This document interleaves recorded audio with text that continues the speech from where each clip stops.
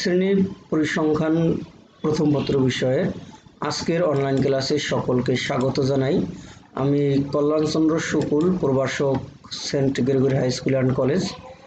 আজকের ক্লাসে আলোচনা করা হবে পরিসংখ্যানের প্রাথমিক বিষয়গুলো সম্পর্কে। আমরা আগের ক্লাসগুলোতেও পরিসংখ্যানের প্রাথমিক বিষয়গুলো নিয়ে আলোচনা করেছিলাম।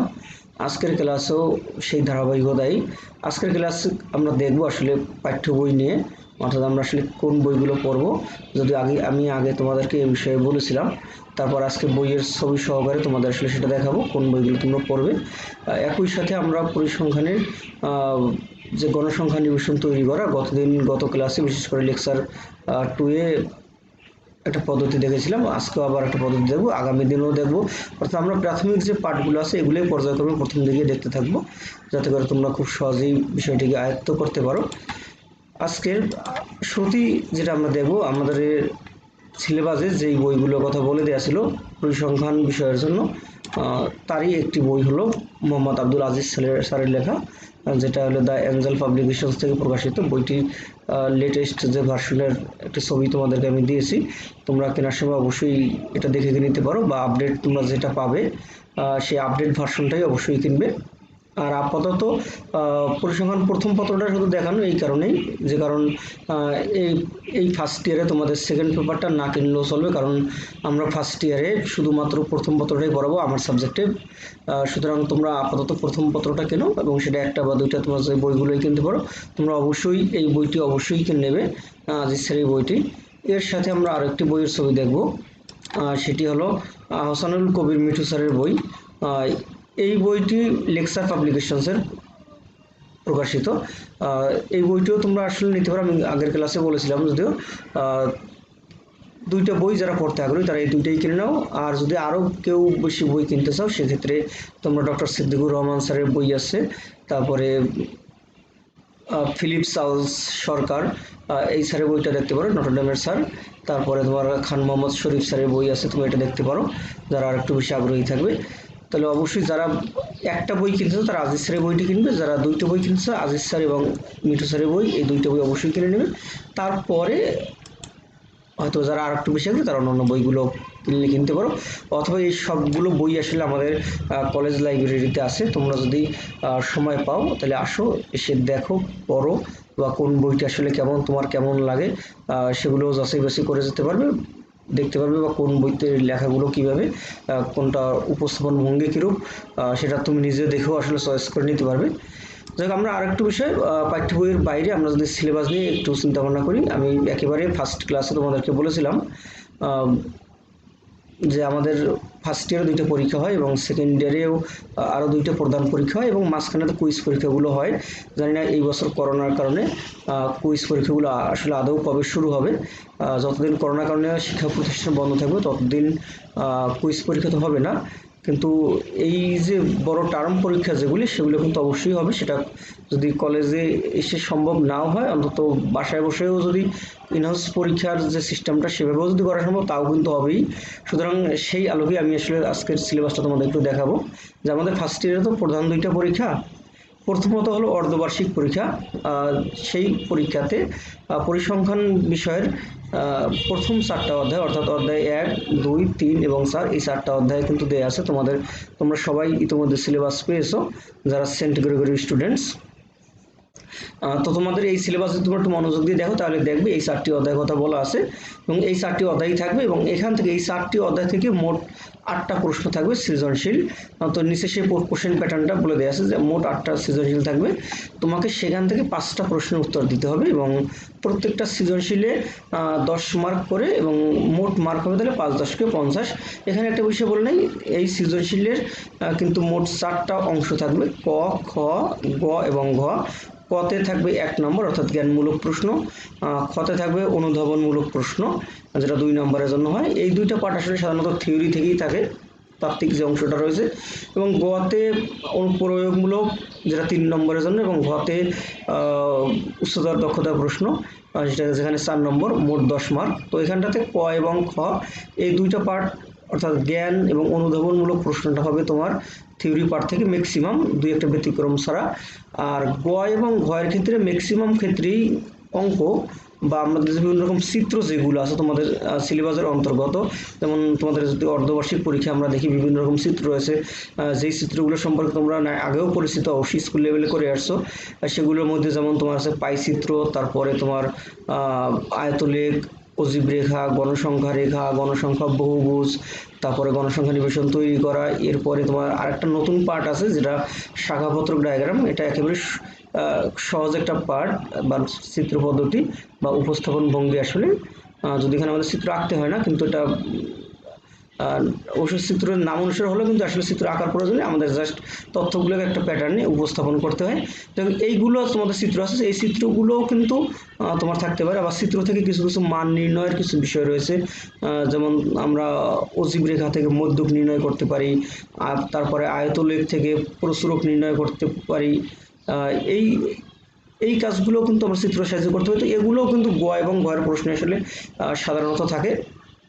তো যাই হোক, তোমার এই প্রথম 4টা অধ্যায় অর্থাৎ অধ্যায় 1, 2, 3, 4 এই 4টা থেকে 8টা সৃজনশীল থাকবে এবং তুমি মোটামুটি ধারণা করে নিতে পারো যে প্রত্যেকটা অধ্যায় থেকে 2টা করে প্রশ্ন, মোট 4 দুগুণে 8টা প্রশ্ন তোমাদের অর্ধবার্ষিক পরীক্ষা থাকবে। তোমরা যারা মোটামুটি এখন থেকেই সিরিয়াসলি পড়া শুরু করেছো তারা সেই প্ল্যান করেই প্রশ্নগুলো পড়বে, মানে একই সাথে থিওরি পড়ো, প্রশ্নগুলোও দেখো, কারণ তোমাদের পাঠ্যবই অনেক প্রশ্ন দেয়া আছে, তারপরে অনেক প্রশ্নের উত্তর সহকারে দেয়া আছে, তোমরা সেই প্রশ্নগুলো দেখতে পারো। তারপর আমি সামনের ক্লাসগুলো থেকে আবার ধীরে ধীরে কিছু সৃজনশীল প্রশ্নও দেবো উত্তর সহকারে। তারপরেও তোমরা যদি আরও কিছু সাজেশনমূলক কিছু প্রশ্ন বা প্রশ্ন প্যাটার্ন যদি তোমরা চাও, তাহলে অবশ্যই আমি যদি কমেন্টসে লিখছো বা আমাকে যদি মেসেঞ্জারে বা কোথাও যদি যোগাযোগ করে তোমরা বলো, তাহলে আমি অবশ্যই সেই প্যাটার্নগুলো তোমাদেরকে দেবো বা কোশ্চেন বিগত বছর প্রশ্নগুলো আছে সেগুলোও তোমাদেরকে দিতে পারবো। তোমরা সেটা দেখে অনেকটা ধারণা পেয়ে যাবে। দেখো এখানে যেটা বলে নিই, তোমাদের মোট 8টা সৃজনশীল প্রশ্ন, সেখান থেকে তুমি 5টা অ্যান্সার করবে, যে কোনো 5টা, তো সেখানে তুমি 50 মার্ক পেয়ে যেতে পারো। এরপরে বহু নির্বাচনী প্রশ্ন 25টাই থাকবে এবং 25টা থেকে তোমাকে 25টি অ্যান্সার করতে হবে, যেখানে টোটাল মার্ক 25। এই হলো 75 মার্ক এবং এই 75 মার্কে মূলত আমাদের নর্মালি পরীক্ষাটা হয়ে থাকে এবং পরে আমাদের যখন টার্ম পরীক্ষাটা শেষ হয় অথবা টার্ম পরীক্ষা শুরুর আগে আমরা আমাদের সুবিধাজনক সময়, বিশেষ করে প্রিন্সিপালের নির্দেশ মোতাবেক আমরা ব্যবহারিক পরীক্ষাটা নিয়ে থাকি। তো সেই ব্যবহারিক পরীক্ষা দেবে 25 নম্বর থাকবে। এই টোটাল হবে 100 মার্ক এবং এই 100 মার্কের যে পরীক্ষাটা হবে এবং এই প্যাটার্নেই কিন্তু তোমার বোর্ড পরীক্ষাটা হবে বা আমাদের বর্ষোত্তীর্ণ পরীক্ষা, প্রি টেস্ট পরীক্ষা, টেস্ট পরীক্ষা সবগুলোতে কিন্তু আমার সাবজেক্টে বিশেষ করে পরিসংখ্যানটাতে কোশ্চেন প্যাটার্নটা কিন্তু এটাই ঠিক থাকবে, অর্থাৎ সৃজনশীল 8টা থেকে 5টা, বহু নির্বাচনী 25টা এবং ব্যবহারিক 25 মার্ক। এরপরে আমরা একটা গাণিতিক সমস্যা দেখি, অর্থাৎ তথ্য উপস্থাপন পদ্ধতি। এখন আমরা একটি গাণিতিক সমস্যার সমাধান করা দেখব। গাণিতিক সমস্যাটি এমন ছিল, নিচে 40 জন ছাত্রের পকেট মানির পরিমাণ দেওয়া আছে, উপযুক্ত শ্রেণীব্যাপ্তি নিয়ে গণসংখ্যা নিবেশন তৈরি করো। তো এখানটাতে গণসংখ্যা নিবেশন তৈরি করতে গেলে আমাদেরকে শুরুতে দেখে নিতে হবে এই যে উপাত্তগুলো দেয়া আছে বা সংখ্যাগুলো দেয়া আছে, তো সেই সংখ্যার মধ্যে সবথেকে বড় সংখ্যা কোনটি এবং সবথেকে ছোট সংখ্যা কোনটি। তো এখানে আমরা আসলে দেখতে পাই সবথেকে বড় সংখ্যা হলো 127 অর্থাৎ 127 এবং সবথেকে ছোট হলো 52 অর্থাৎ 52। এই দুইটি সংখ্যা এবং বাকি যে সংখ্যাগুলো রয়েছে সেই সংখ্যাগুলো 52 এবং 127 এর মধ্যবর্তী সংখ্যা। তো আমরা এখানে লিখে নিলাম সর্বোচ্চ মান 127 এবং সর্বনিম্ন মান 52, দেন পরিসর সমান আমরা সূত্র জানি, সর্বোচ্চ মান মাইনাস সর্বনিম্ন মান। তো এখানটাতে সর্বোচ্চ মান ছিল 127 এবং সর্বনিম্ন মান হলো 52, তো এখানে আসবে 127 মাইনাস 52 সমান হলো 75। তো এখানে একটা বিষয় আমি তো আগের লেকচারে বলেছিলাম যে এখানটাতে পরিসরের সূত্র আসলে তোমরা 9, 10 ব্যবহার করে আসছে, সর্বোচ্চ মান মাইনাস সর্বনিম্ন মান প্লাস 1। এখানে আসলে সেই প্লাস 1টা করতে হবে না, এটা তোমরা আসলে করবে না।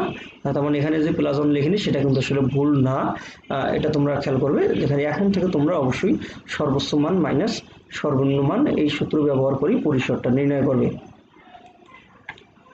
এরপরে এখানে আমরা লিখে নিলাম পরিসর ডিভাইডেড বাই 25 সমান হলো, পরিসর ছিল 75, 25 তো সূত্র ছিল এখানে 75/20, তার মানে পেলাম 3। ঠিক পরে আবার বের করলাম পরিসর ডিভাইডেড বাই 5, তারপর আবার একটা মান পেলাম। তো এখানে একটা বিষয়, তো প্রথমত প্রশ্ন তোমার হতে পারে যে আসলে কেন আমরা পরিসরকে 25 দ্বারা এবং 5 দ্বারা ভাগ করলাম, কারণ আমাদের তো আসলে প্রশ্নে বলে দেয়নি বা 25 দিয়ে ভাগ বা 5 দিয়ে ভাগ। আরেকটা বিষয় যে তোমরা এই যে কাজটুকু করার ব্যাপারটা, এই কাজটুকু কিন্তু তোমরা আসলে স্কুল লেভেলে করেও আসোনি, কারণ এর কারণটা বা এর আগের যে ম্যাথটা দেখেছিলাম লেকচার 2 সেখানেও কিন্তু এইটুকু আসলে করে দেখায়নি।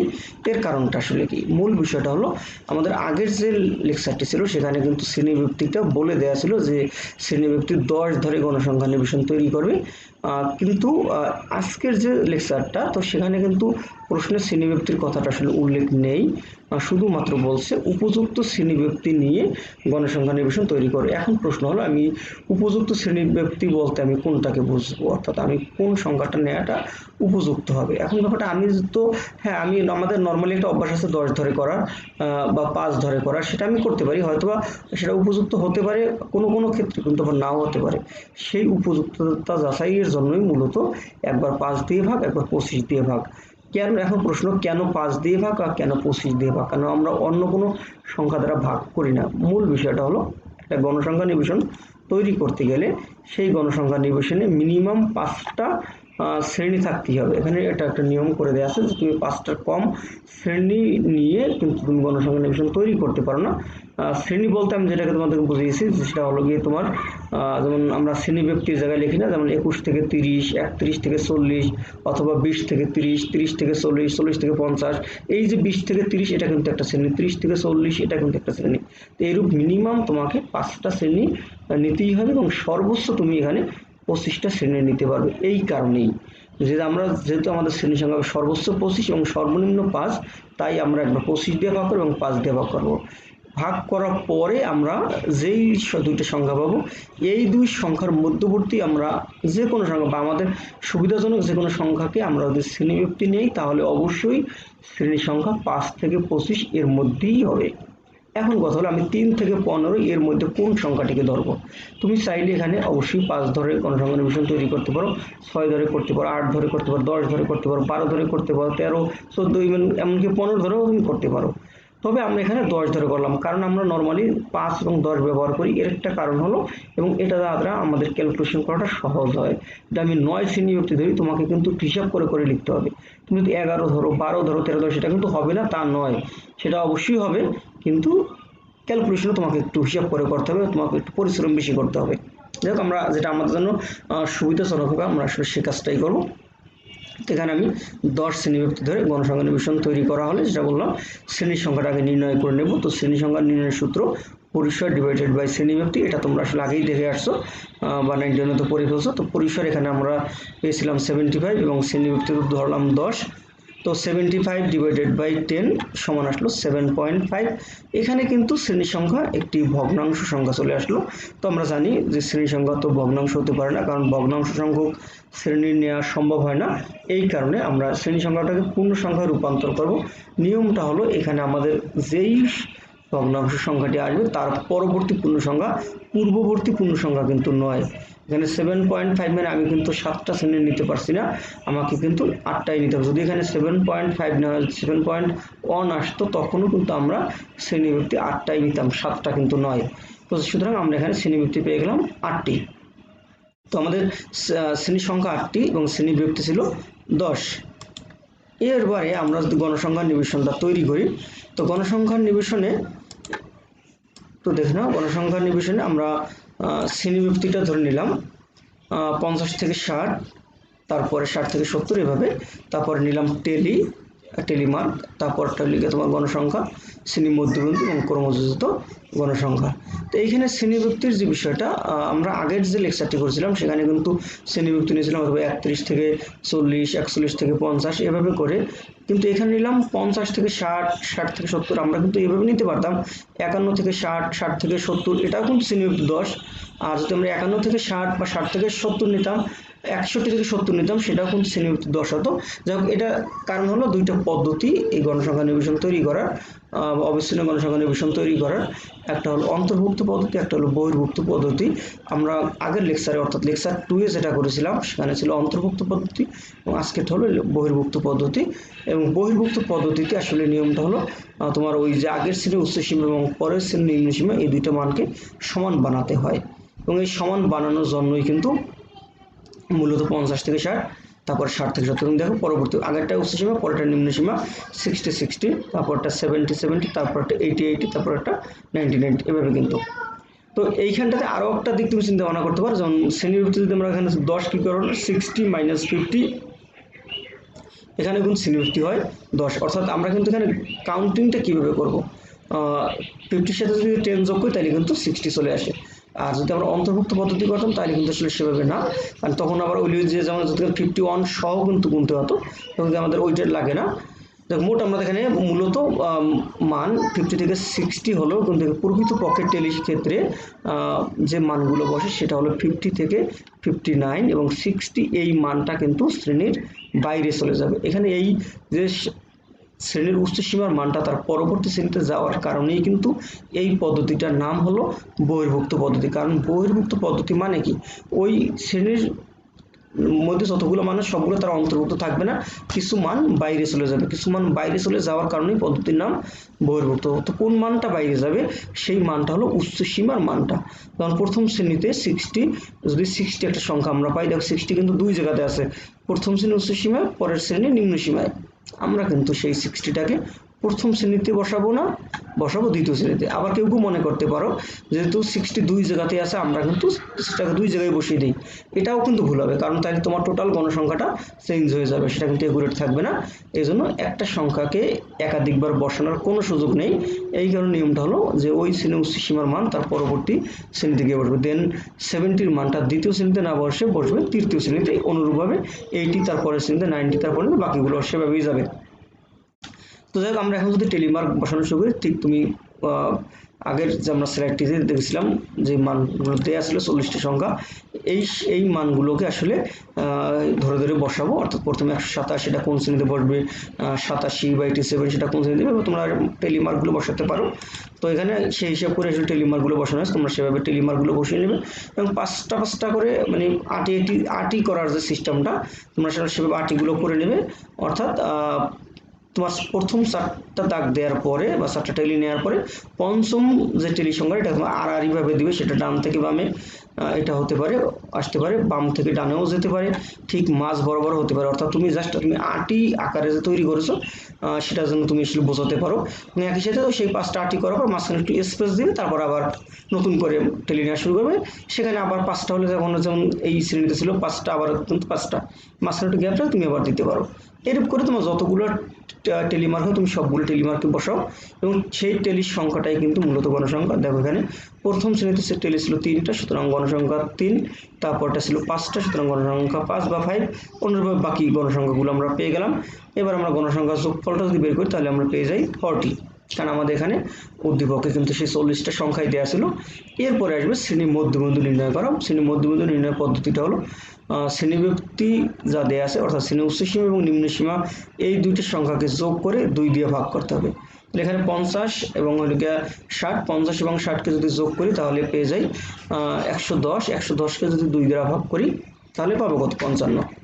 ঠিক অনুরূপভাবে 60 + 70 / 2 তার মানে 65, তারপরটা 75 85, এভাবে বাকি মানগুলো তুমি নির্ণয় করে নেবে। দেন আসবে ক্রমযোজিত গণসংখ্যা, এবং এখানে যেহেতু ক্রমযোজিত মানে ক্রমানুসারে যোগ করা, যোজিত মানে তো যোগ করা, ক্রম মানে তো তোমার সিরিয়াল আকারে। অর্থাৎ তুমি এই মানগুলোকে, অর্থাৎ গণসংখ্যার যে মানগুলো আছে তুমি সেটাকে ক্রমানুসারে যোগ করে নেবে। ক্রমানুসারে যদি যোগ করো তাহলে প্রথম যে গণসংখ্যাটা ছিল সেখানে কিন্তু 3, এখানে ক্রমযোজিত 3 থাকবে, কারণ এর আগে কিন্তু কোনো গণসংখ্যা নেই, তার মানে এর আগে 0টি গণসংখ্যা রয়েছে, এটা আসলে আমরা বিবেচনা করি। তো এখানে 3 আর তার আগে যদি 0 দেখি তাহলে 3 আর 0 যোগ করা তো 3ই হয়, সুতরাং কোনো পরিবর্তন নেই। তোমাকে জাস্ট চিন্তা ভাবনা করতে হবে যে প্রথম শ্রেণীর গণসংখ্যা যা রয়েছে এবং ক্রমযোজিত সেটাই থাকবে। দেন প্রথম শ্রেণী এবং দ্বিতীয় শ্রেণী এই দুইটা শ্রেণীর গণসংখ্যাকে যদি তুমি যোগ করো তাহলে যোগফল যা পাবে সেটা তুমি দ্বিতীয় শ্রেণীতে বসাবে। এখানে 3 + 5 তাহলে হলো কত, 5 × 3 = 8। তারপরেটা আবার 3 যোগ 5 যোগ 8, তিনটে সংখ্যাকে যোগ করলে পাই 16।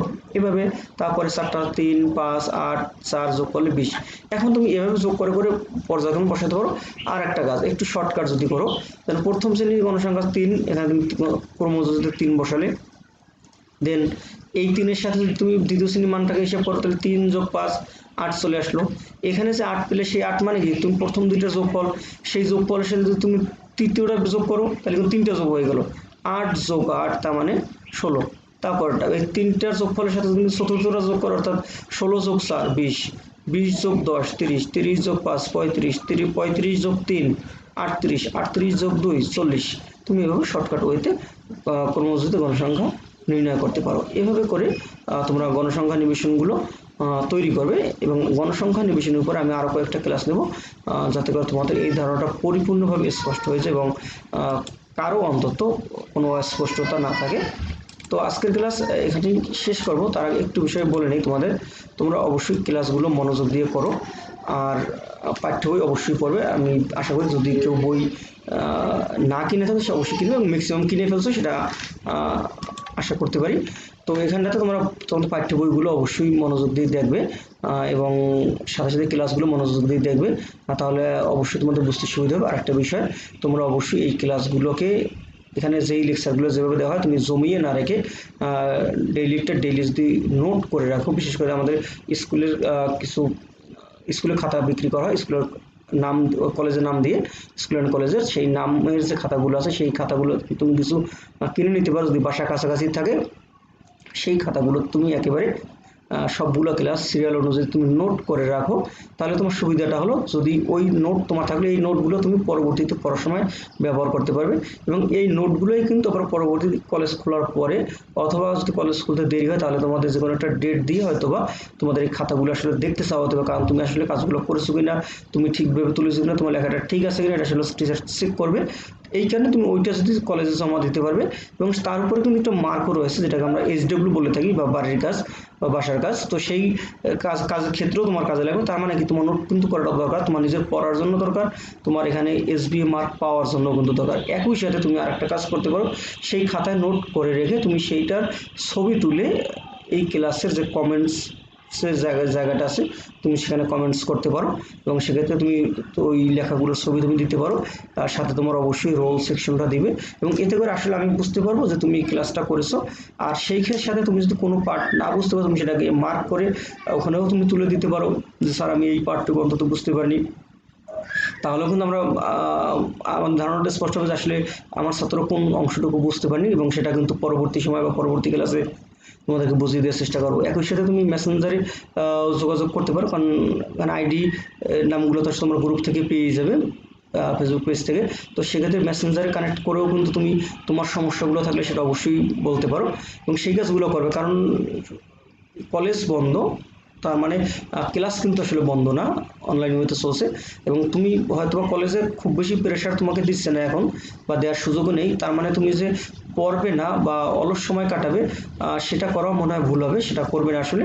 কারণ একাদশ দ্বাদশ শ্রেণী, অর্থাৎ এই ইন্টারমিডিয়েট, এই লাইফটা কিন্তু আসলে খুবই ইম্পর্টেন্ট। তোমরা হয়তো বা ওরিয়েন্টেশন ক্লাসে স্যারদের কাছ থেকে শুনেছো, বা তোমাদের গার্ডিয়ান যারা আছে, বড় ভাই বোন যারা আছে, তাদের কাছ থেকে নিশ্চয়ই শুনে থাকবে, বা বাসায় যদি টিচার থাকে তাদের কাছ থেকে শুনবে। কারণ এখানে কিন্তু খুব অল্প সময় আসলে, এবং অল্প সময় অনেক পড়া পড়তে হয়, এবং আমরা ছাত্র জীবনে কিন্তু সেটা অনেকটা ফেস করে আসছি। কারণ এখানে কিন্তু অনেকটা চাপ থাকে, তোমরা হয়তো এখন বুঝবে না, যখন দেখবে বছর শেষ পর্যায়ে চলে গেছে, বা প্রায় 1.5 বছর চলে গেছে, বোর্ড পরীক্ষার সামনে চলে আসছে, কিছুই পড়া হয়নি, তখন গিয়ে আসলে সেই বিষয়টা টের পাবে।